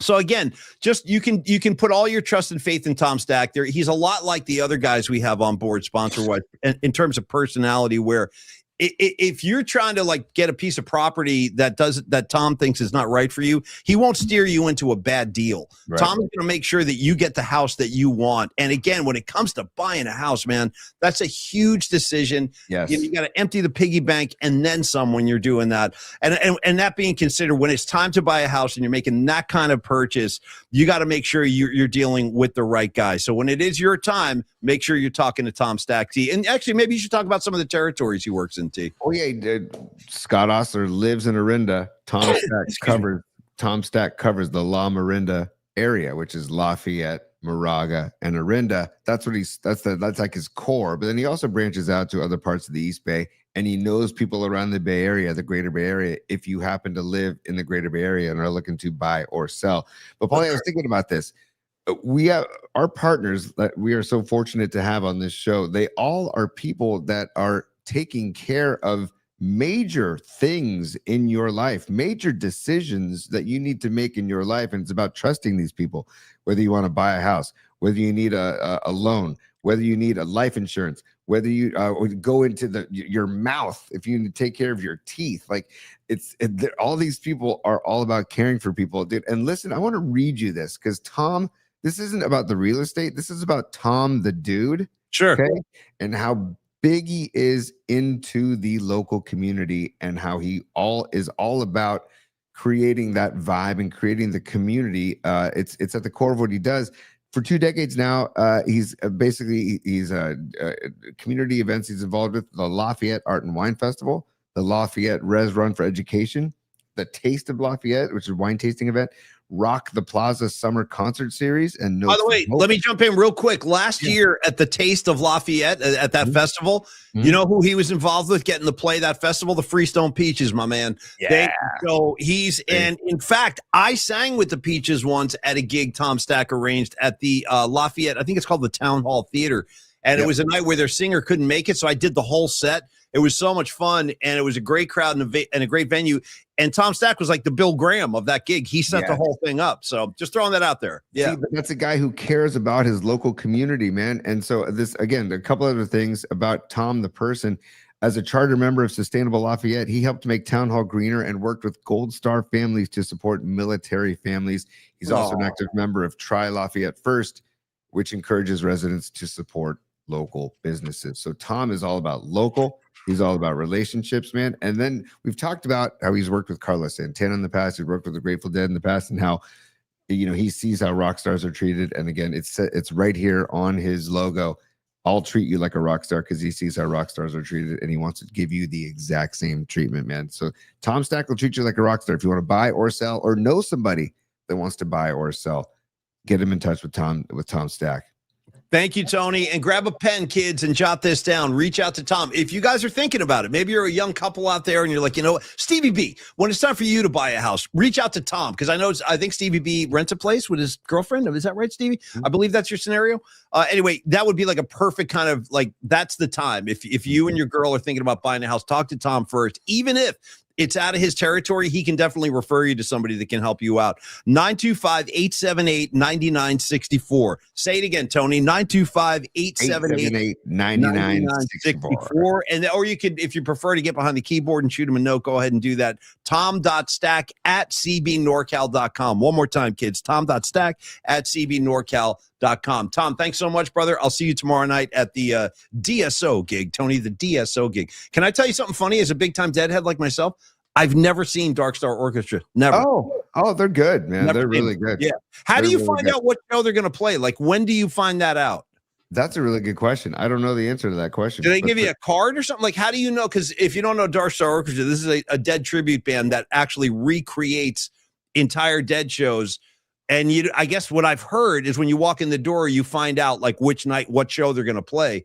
But I've never done it, so I don't know how you get informed of like what they're playing. The only thing I can guarantee you, Paulie, is this will happen. We would all like to be able to live an uncluttered life, a simple life, a good life. That'll happen tomorrow night for you. I can't tell you how much I wish Jerry was still with us, man. I mean, I know everybody has to go. We all have our time, but I like to think that life was a lot better when Garcia was around gigging. Like it really was. I just think life was better in general when Jerry was out there. Bobby too, both of them. You know, you want to talk vibes. I mean, come on. They used to have these shirts, Tony. You could see them around the New Year's runs. It used to say, "Have a Jerry Christmas and a happy New Year." Like those are like, have a very Jerry Christmas and a happy New Year. Okay, Tony, let's finish the top three. Well, stand by, Paulie. Carlos. Yeah. Stand by. Tony, Oh, okay, the whole thing. Getting back into it, okay? We had to get back into it, and then we'll get back into the Ducks. Ooh, I like how you only played one because there's only one topic left. Very cagey of you, Tony. Very smart and cagey. Cagey veteran move right there. Yeah. Dude. Hey, I love well, the word cagey. I want somebody to describe me as cagey. Yeah, I know Paulie Mack. He's cagey. You know what I mean? By the way, when I was trying to think of an adjective to describe the relationship between the Niners and Santa Clara, and you said prickly, I was about to say prickly. I was so glad you said it too. I just threw it out there. I don't know, prickly. And by the way, Humdinger 87, great to see you. It's been too long. We need to get down and have lunch or something. I haven't seen Humdinger in a while. Tony, you too. We're all due for a group hug. And she's saying, why are you guys only doing one of Tony's top three? Because Humdinger, we did two earlier in the show. Then Scott Ostler joined us, but we owe you the final one. So that's why. I'm just answering. Yeah. I'm just talking to Humdinger. Yeah. And if you're just joining us, we covered talking to Giannis to the Dubs as topic number one. Belichick not getting in. yeah. Framber Valdez and the kind of the shenanigans that come with Valdez if he were to come to the Giants. And yeah, I got to say, the more I think about it, yes, because he's filthy and we need a guy like that to especially pitch against lineups like the Padres and the Dodgers all season long. I just hope that there's no shenanigans like him crossing up his catcher on purpose. If I was Salazar, that was a crazy sequence. I don't think I've ever seen anything like that. Honestly, I saw that last year, and I got to credit John Boy Media because right after it happened, John Boy is a great follow, by the way.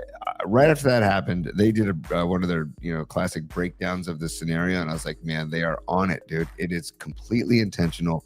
He was pissed off that he gave it the grand slam, even though his catcher was telling him to step off. The catcher is literally like, step off with his hand, with his throwing hand. Step off. Mm-hmm. Valdez refused to step off. He throws a freaking cock shot, dude. And then Grissom grand slam tater. And then next pitch. Could Valdez. You define the term cock shot, Tony? Oh, cock shot, right down the chute, just down Broadway. I see, right down Broadway, Tony. Sure. Right okay, well, that was a wild sequence. I don't think I'd seen that clip. I don't remember seeing it anyway. Yeah. We want a guy like who's that unpredictable, like gunning balls at his catcher out of rage. I mean, that has to be why he still hasn't been picked up. Is that scenario? People don't want to deal with the baggage because he is a talent, man. He's filthy. He's got some nasty stuff. But I just can't. I don't know. Giants need good vibes, man. If they're going to compete at all, they need a good chemistry and good vibes. So we'll see what happens. Maybe, maybe Adames and Devers can sit him down and be like, "This is how it's done here, pal."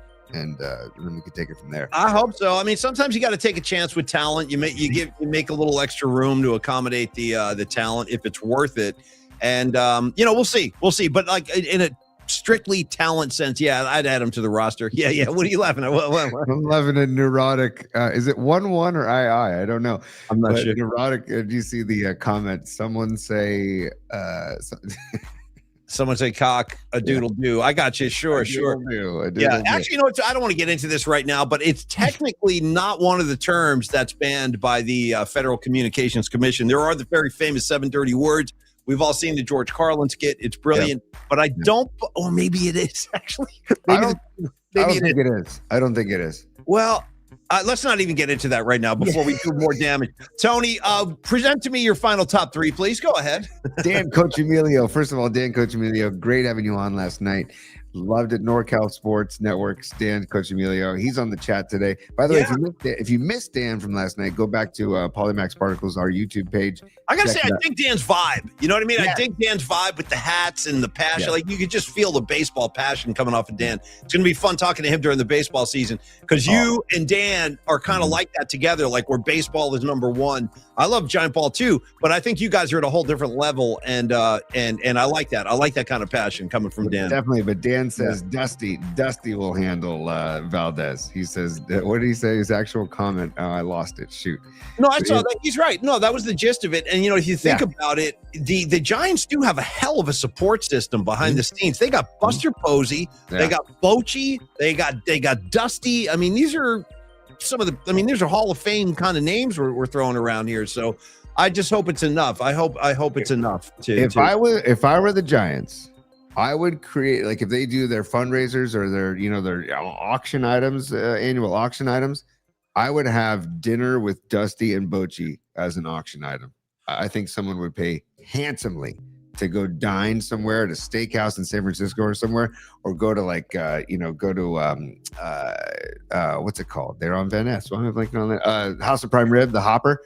Go with Dusty and Bochy. Anyways, he says Dan Coach Melio says Dusty can handle Valdez.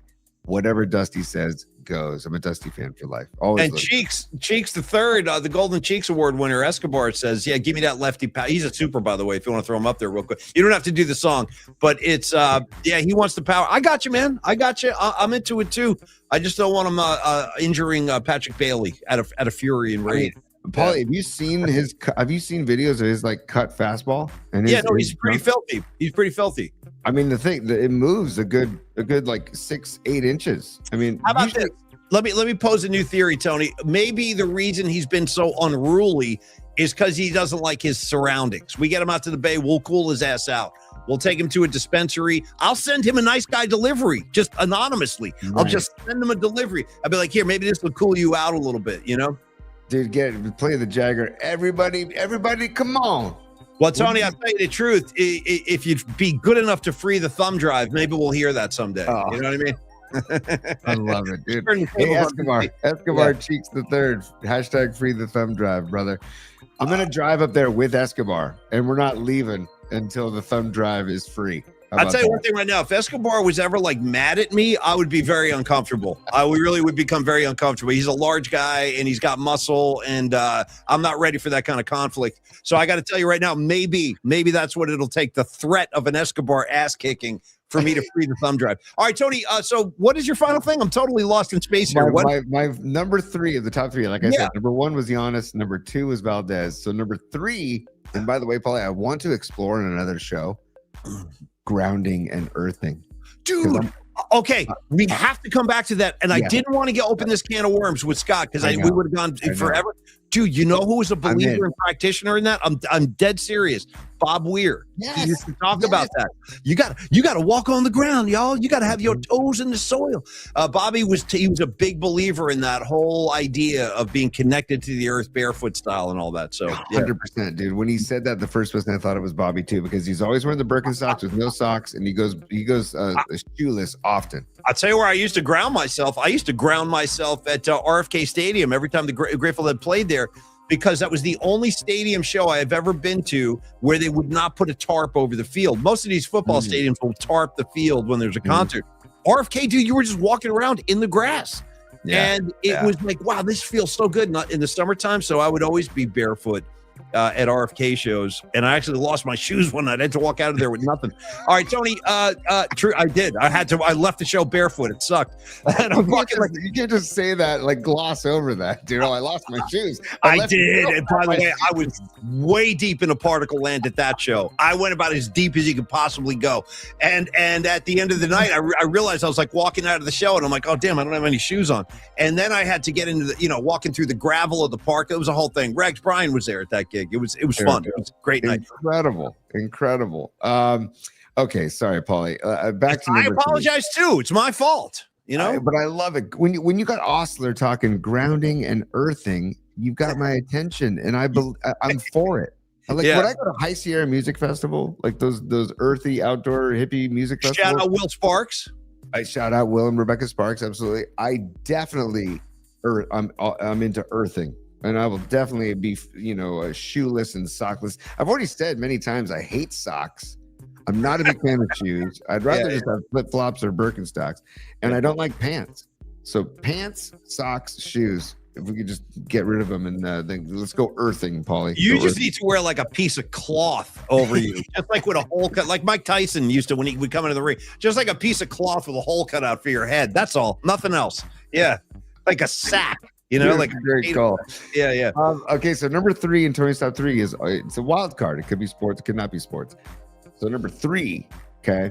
And how did this came with a conversation with you and Los, I think, right? I think this came up with the blasting. When are you able to? Because I had a moment recently where I was listening to some vinyl and I was blasting it through the house, and you said you were doing the same thing, that you were I forget what you were listening to. Pearl Jam. I had Pearl Jam on the other night. Loud. I mean, loud enough that the neighbors could have called the cops on me. Probably. I was pumping it hard, man. I know where you're going with this. So Losty and I were trading texts earlier today, and he sent me a picture of the Police album, Ghost in the Machine, and I responded and I go, dude, I that's my favorite Police album, and I had that on my turntable last week at like just damaging volume levels, like extremely loud, because I've been known to do that. And then Carlos was like, dude, how does Liz feel about you blasting music like this to the point of like eardrums being, in pain? And I was like, no, I can't do that when she's home. I only do that like when she's traveling or if I have the house to myself. She does love music, but I wear her ass out, dude. I wear her out, so sometimes I got to go to the headphones. Sometimes I got to go to the headphones. But when it comes to, because I just like loud music. Rags, do you remember our band teacher, Mrs. Garrison? She used to say this: if it's worth playing, it's worth playing loud. Yeah. I think it might be a musician thing. If you play an instrument, you appreciate volume. It's like a weapon. Like, man, turn that ass up. So I like volume. I'm half deaf and I've done a lot of damage, but I'm not turning back. I've gone too far to turn back.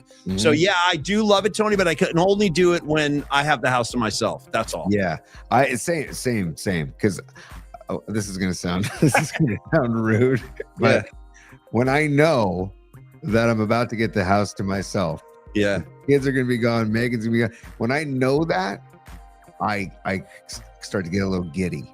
I thought you were going to say I get the laptop out, but that's a whole other conversation. No, the laptop stays closed. I understand. What I do is I grab a record. Like my most recent session was Smashing Pumpkins, and I just cranked it. Which album? Let me guess. Let me guess. I know where you're going. It's either going to be Gish or Siamese Dream because you hate Melancholy. I love Melancholy. I just don't have it on vinyl. It was Siamese Dream, and it was just ferocious, and it was like I and I definitely didn't have shoes or socks or pants on. I had shorts on and barefoot, although I wasn't earthing, but I was close to it. I understand.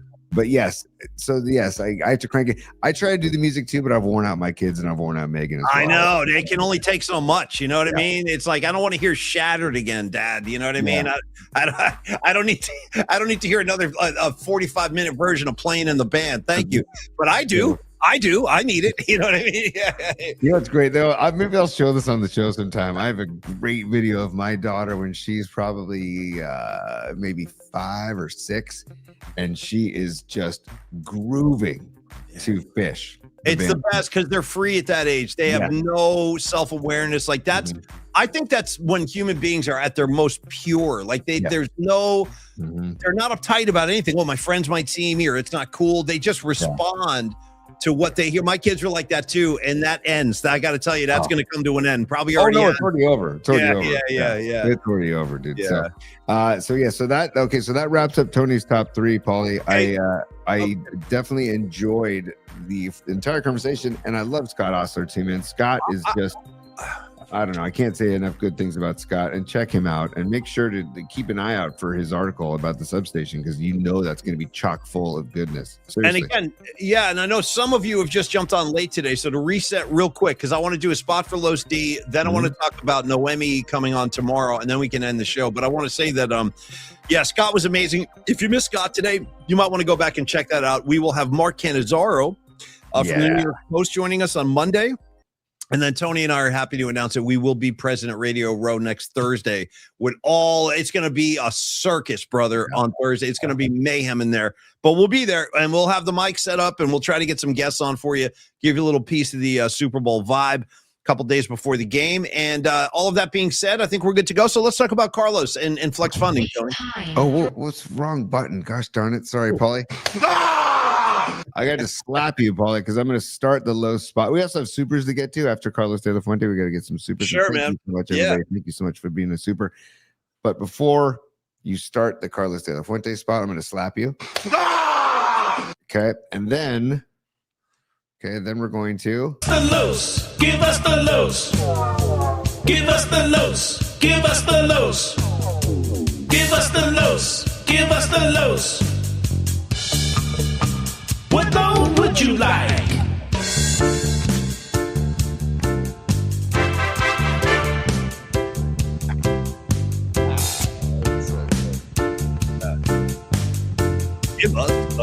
Give us the los.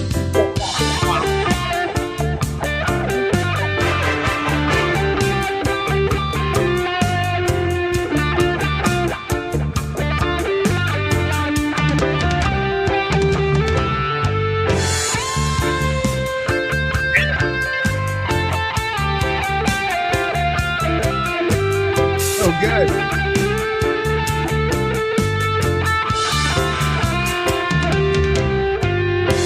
Give us the los. Give us the los. Give us the los. Give us the los.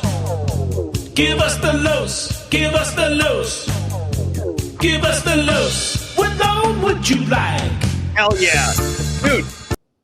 We've never gone that deep. We've Right. never gone that deep. I gotta tell you, that guitar solo was nice. Nice tone. I really like the sound of that guitar. That was really good. So freaking good. Thank you. Thank you, Shank, aka NorCal Refrigeration and HVAC. So good. A-Track, he's a talented guy, man. He's so humble about his own abilities, but he's a really talented dude. And the whole Santa Cruz Mafia, I love those guys. I got to get down there. Tony, we've been invited to do a show from the Grateful Dead archives down there. Right. Yeah, we need to get our asses down there. You know what I mean? And we really should. But until then, let me tell you about Carlos De La Fuente and Flex Funding, because he might, in fact, I might call Carlos and be like, dude, I need to finance a trip to Santa Cruz. Can you help me? And he would probably say, yeah, all right. Where do you want to stay? How much is gas going to cost? What's your food money allotment?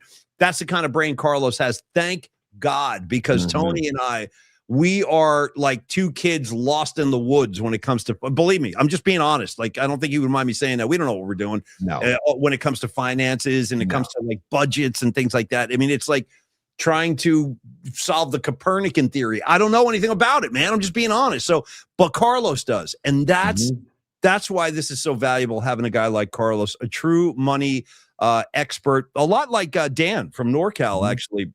Carlos does private money loans, though. He does a lot of private money loans. He's a mortgage broker, and he's a great, I hope this is the right term, but I would consider Carlos to be a serious like financial advisor, because based on like when he evaluates your place financially, and then you tell him what you're trying to achieve, whether it's getting your kids through college, buying a home, whatever, he will tell you pretty quickly. He can tell when he looks at the numbers whether or not like that's a good move for you to make it this time, or maybe it's not a good move. He might say, you know what, you're going to want to wait about a year before you pull the trigger on looking at a house, or you're going to want to wait a year, or you want to try to put your money in a fund to get more, interest on a college tuition thing. The home equity lines of credit, we've talked about this because that's something he can do that in his sleep, and it's one of his specialties, home equity lines of credit. And for people that are intimidated and afraid, count me in, bro. I'm with you guys. That's why I said I don't know what I'm doing when it comes to finances, not even close. But I know Carlos does, and he's got 26 years of experience in the business. So when I have financial questions, I ask Carlos, hey, dude, what do you think of this? And you should do the same. You should do the same. Or if you just need some money in your pocket, man, I totally get that. We all get strapped, especially living in the Bay Area. It's an expensive place to live, man, and costs are up all over the place. I get it. I'm with you. I really am. I'm with you guys. But Carlos is like he's like the patron saint of good, sound financial decisions. Like our other sponsors, he's not going to let you make a decision that's going to hurt yourself or your family or your business. So reach out. You know what? Just start it with a conversation. Just say, hey, Carlos, here's what I'm thinking. I could use some money in my pocket because I got whatever. I'm putting a deck in the backyard and it's going to cost a lot. How am I going to do this? 925-250-4894. 925-250-4894. He's a great friend of ours. He's a great guy. Talk to Carlos about your financial goals, concerns, what have you. Carlos at myflexnow.com, Tony. Yeah, man, Paulie, I also want to talk about Los. We refer to him as a one-stop shop, right? Because he literally can help you with most types of loans. Okay, hashtag one-stop shop. And hence, what loan would you like? What loan would you like? Yep. But Carlos can also offer personal, unsecured loans that have nothing to do with mortgages, right? Or loans attached to their property. You can personal loan amounts ranging from 50 grand to 500 grand, and they can be obtained for any personal use. You must qualify via verified income and credit as an alternative to a mortgage. Okay. It could be an answer if funds are needed and a mortgage. So, and also there's down payment assistance programs that he specializes in. They'll be hot this year. He says in 2026, they'll be hot as rates continue to go down, and grants up to 3% are given to help with down payment and closing costs. The best part about this grant is that it's forgiven and you do not need to pay it back once 6 months of payments are made. That's the kind of inside stuff that I would have no clue about if it wasn't for Carlos de la Fuente. Yeah. And again, we're talking about trusting people with your money or a major purchase that you're making in life. That is what Carlos can help you with. And he wants to develop a relationship with you. It's not just a transaction. We talked about that with Dan Cochemilia last night with life insurance, and we'll talk about Dan tomorrow. We talked about that with Tom Stack in real estate earlier in the show. We talk about that with Dr. Matt Young and the Young Dental Group, taking care of your teeth. Yeah. Like everybody, it's all about everybody. I don't know. We didn't like, it's just the way that it has happened organically. Yeah. The partners that we have partnered with are all caring, nurturing people that really want to take care of people. And they chose that as their career path. And that's Carlos de la Fuente's career path. And I can't thank him enough for being our partner, man. Thank you, Carlos. Seriously, man. Thanks for everything, bro. Thanks for everything. And he's become a really good friend of ours too, on top of everything else, like Tony said. So yeah, we're very fortunate, man. We have a good group, we have a good audience, and we have a really solid community. And again, we are working. We want to get Dan from NorCal in on this too. And we will. That we're going to be soon enough. We'll announce our first PMP outing of the year. We're trying to figure out what it's going to be and where it's going to be. It's funny, we haven't had the cooperation of the 49ers, because we might have done something if they were in the Super Bowl. We were talking about doing that, but we will definitely have a night out at the Giants game again this year. We'll do that again for sure. And Dan's going to bring his crew, combine it with our crew, and we're going to have a great time. And you know what? Final thing, Tony, speaking of our crew, I want to say tomorrow is going to be a lot of fun, because our very own, she's one of my favorites, Lady Catalina, Noemi. You see her every day. Generally, she's here. And she is the founder and creator of Lady Catalina hot sauces, which are, I think we all know how good those are. Yeah. She's going to be our guest music assignment sponsor tomorrow. She's also the woman that came up with the nickname, the Musical Ass. She calls it the Musical Ass. That was Noemi who came up with that. So, dude, right there, you can see it. Yeah, with dollar signs too. Musical Ass with dollar signs. Musical Ass right there. Yeah, the Musical Ass. Thank you from Noemi for that. So, Tony, let's do this. Let's end the show with revealing Noemi's. Actually, let's do supers first. Yes. I forgot. So I want to go supers, and then you reveal Noemi's assignment, and then we can go. Yeah, just a quick one. Oh, yeah. Quick one. It's business time. Okay, we're going to go back up here, and we're going to go back to, let's see. Okay, so this goes back to Aaron Kask. Oh man, Aaron, I apologize, dude. This was back at 12:27, so apologize, Aaron. But he says, drive him down to Santa Cruz, just avoid the substation on the way. What is substation? Yeah, the substation's a thing, man, and it's a thing. Like, and Fred Warner was talking about it with I saw that. Yeah. With, the receiver from Detroit. I'm blanking on his name right now. Amon-Ra St. Brown. He was talking about it with him, but Fred was like, I can tell you that the substation didn't break my ankle in half. And he's right, because that's a bone break. We're talking about a broken bone. What the injuries we're talking about are the soft tissue injuries, like ligaments. How about Achilles, Tony? And Achilles, yes, ligaments, like literally ligaments that snap. That's different. That's a soft tissue versus the the hard bone. So, and the crazy thing about it is, if you look at how many Niners have had injuries like that, Brandon Ayuk, Nick Bosa twice, you know what I mean? Like Kittle. It's like you got to wonder at some point there's probably something to this, because incredibly large doses of electricity and that kind of like whatever that radiates and gives off, it can't be good for the human body. It can't be. Dude, sorry. I want to see somebody fly a drone over the next Niners practice. Hopefully it's a barefoot practice and they're all grounding and earthing. Well, I hope so too. But I'm starting to get worried now, because I asked Scott if he's just joining us. I go, Scott, does this thing have legs? Are they going to be talking about this next year? He said yes. He said the story is not going away, man. And I worry, Tony, that players are not going to want to come to San Francisco. Like, Paulie, why should I risk my health? Yeah. Time out, Paulie. You know what? Let's keep talking substation and get the Niners back up to San Francisco where they belong. Substation Blues, man. I'm telling you, we're going to have to write the song, the Substation Blues. If you want to roll a couple up and we write a song, Substation Blues, I'm down. Okay, maybe that's what we're going to do. Maybe it'll be like an acoustic blues number, because it's got to be addressed musically at some point. Okay, Tony, keep the supers coming, kid. Yeah, here we go, man. Escobar Cheeks the 30 says, so with the Hall of Fame election, they could only pick 3. I know someone close. Or no, I know someone chose LC Greenwood, Ken Anderson, and Roger Craig. They have a players first rule. Okay. So it's just crazy though when you win 8 Super Bowls and you don't get in. That's pretty I know. wild. What else can I do for you guys? But again, the fact that like Chuck Noll, Tom Landry, Don Shula all got in as first ballot guys, as they should have. But even if you hate Belichick, you got to look at it in purely football sense. He belongs in there. He's arguably the greatest football coach of all time. I'm a Bill Walsh guy, but you could make a strong argument and probably win in a lot of cases. Numerically, Belichick's the best. He's got more rings than anybody.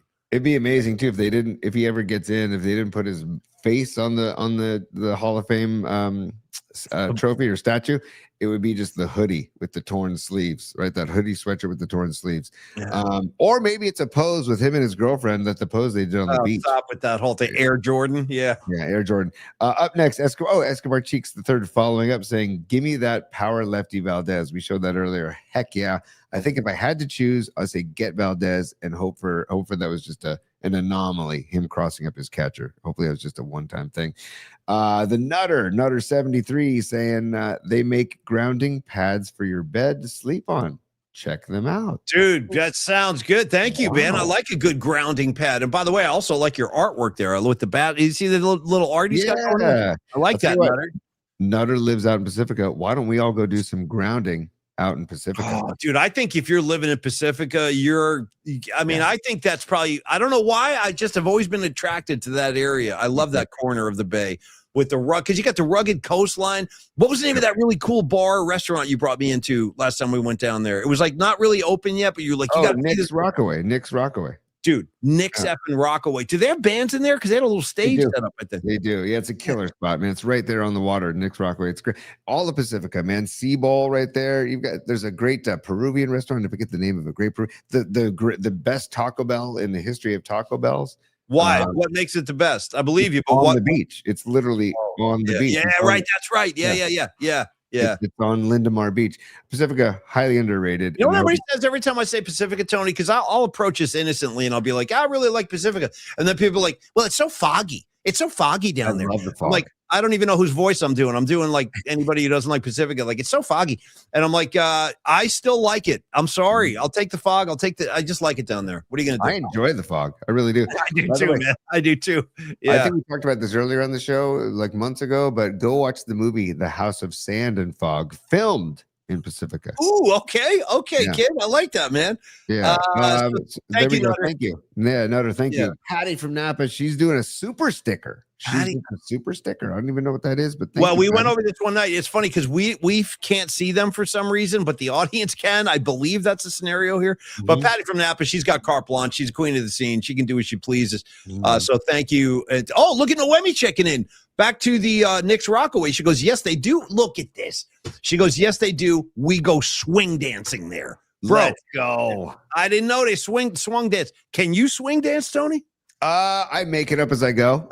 I give it a shot. I actually do like dancing. I do enjoy. I like dancing. The move, Paulie, where you go like this, and then you kind of like you slide off of each other's arms. I like that move. That's my favorite. Yeah, I bet Noemi could pull that off though, because she's got all the cool clothes and stuff. Noemi, do you have a poodle skirt? I bet you Noemi has a poodle skirt. I bet she does. And don't forget, Noemi, I've told you this before, but I always think there's a place in San Rafael that sells. I think it's like a pinup. What do you call that? Rockabilly, like a rockabilly pinup.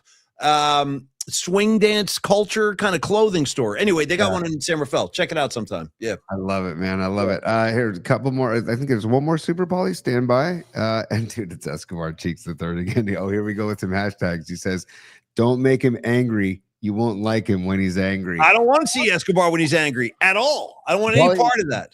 Yeah. Maybe you should read the hashtags this time, because the first one applies to you, Paulie. I know. I'm the problem. Okay, so don't make him angry. You wouldn't like him when he's angry. 100%. Hashtag free the thumb drive. Tony, come on. Would you free the thumb drive? Hashtag no shaman. Hashtag be meat curious. Hashtag earthing. Nice, dude. Hashtag F the Seahawks. 100%. Hashtag no butt stuff. And final hashtag F Shohei, 100%. Escobar, well done, brother. Yeah, well done today, man. Very nice. Incredible, man. So that wraps up the Supers, Paulie. I'm excited for tomorrow's show. I also wanted to just say one more time, the Stone Foxes tonight at the Chapel. Our main man, Shannon Kaler, and his brother, Spence Kaler. Just two of the greatest dudes you'll ever meet, and super talented dudes. You got Vince on bass, the handsome Vince on bass. I'm a Vince. You want to talk man crush? I kind of have a man crush on that dude. But I'm kind of under his spell. Every time I see Vince, I'm like, oh my God, it's Vince.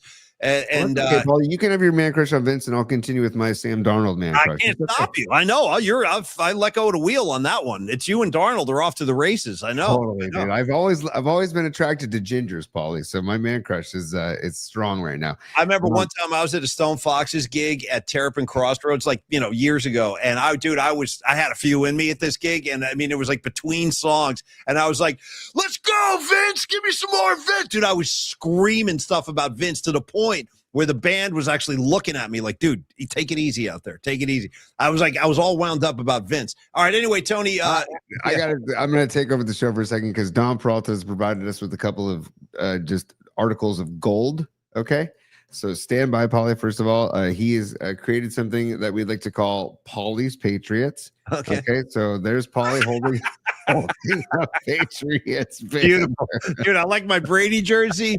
Who's my other guy? That's a total masshole. The guy on the right, he's definitely from the neighborhood. I could tell, dude. That's is he a Southie?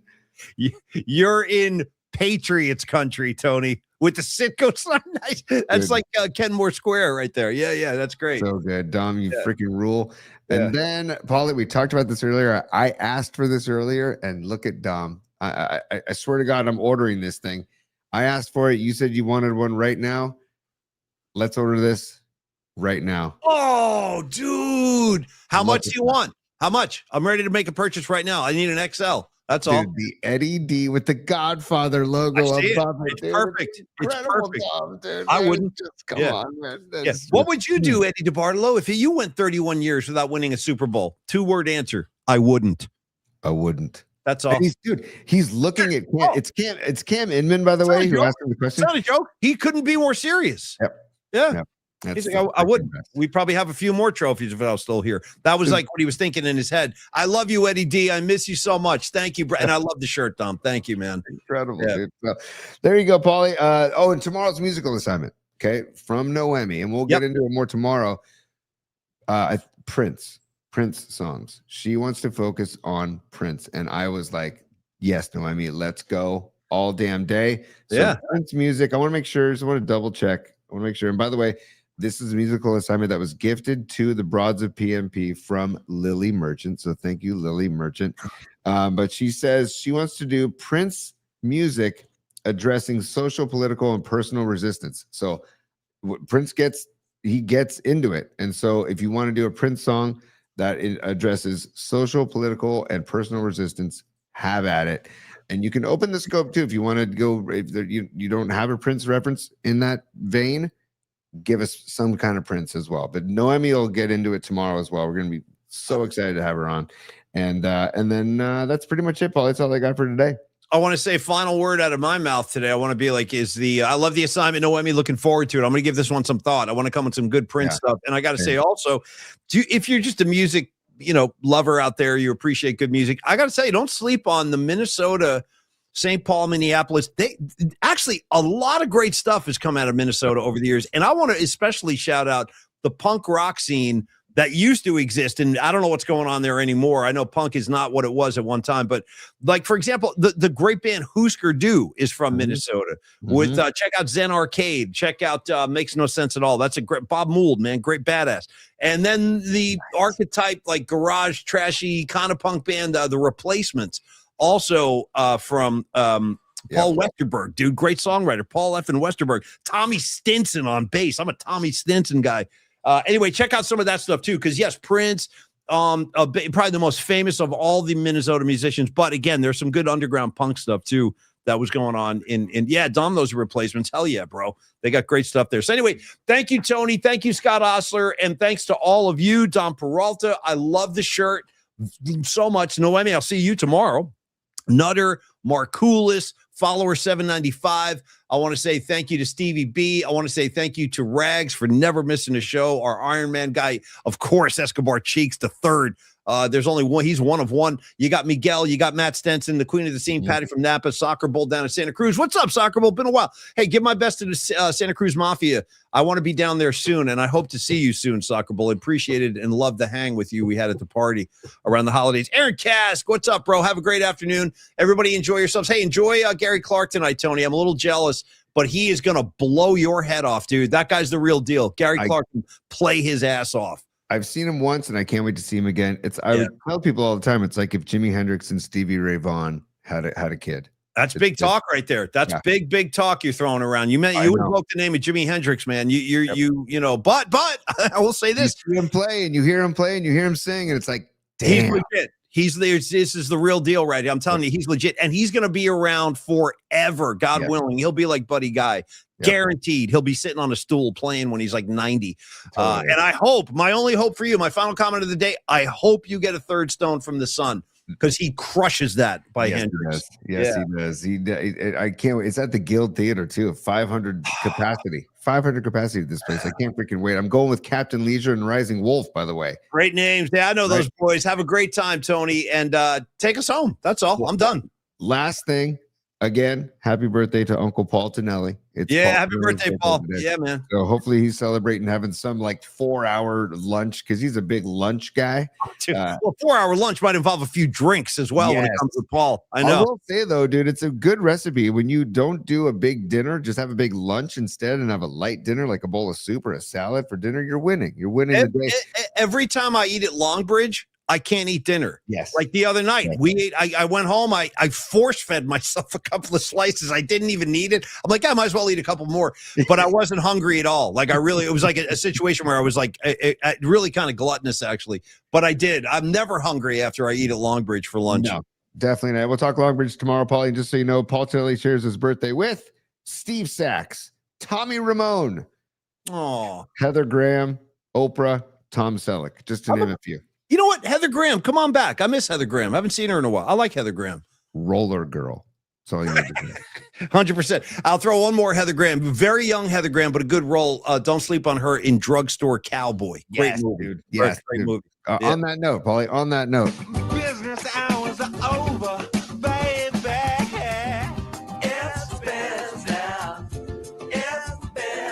time.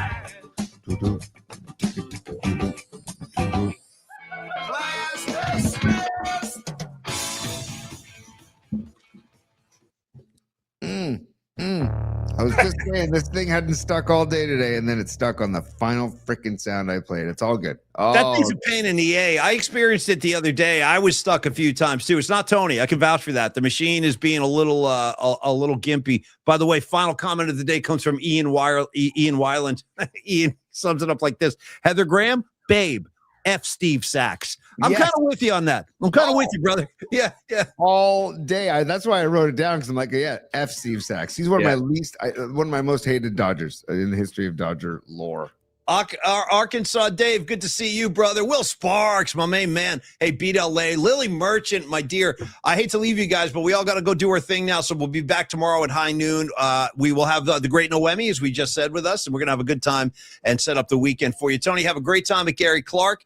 The rest of y'all be cool and enjoy your Thursday. We'll be back tomorrow. See you at high noon. Cheers, y'all. Peace, y'all.